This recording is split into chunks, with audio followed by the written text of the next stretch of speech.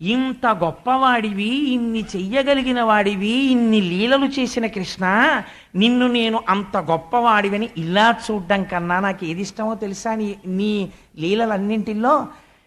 ఏమీ తెలియని ఒక అమాయకురాలై గొల్ల పొడుచై పెరుగు చిలుక్కోవడం మాత్రమే అలవాటైనటువంటి ఒక గోపిక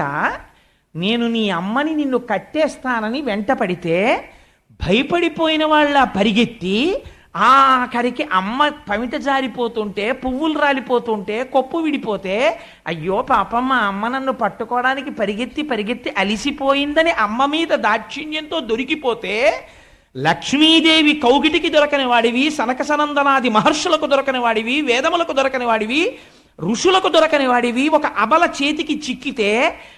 సాక్షాత్తు పరబ్రహ్మమును నేను పట్టుకున్నానని తెలియక మోకాళ్ళ మీద కూర్చుని ఎడంచేత్తో ఇలా చేయి పట్టుకుని ఇలా చూపుడు వేలు చూపించి కట్టేస్తాను కృష్ణ, కొట్టేస్తాను కృష్ణ అంటుంటే, నీ డొక్కలు ఎగిసి పడిపోతుంటే, కళ్ళల్లోంచి ఇలా నీళ్లు కారిపోతుంటే, ఇలా చెయ్యి పెట్టి నలిపేస్తుంటే, అరిచెయ్యి నలుపు, బుగ్గలు నలుపు, కళ్ళు నలుపు,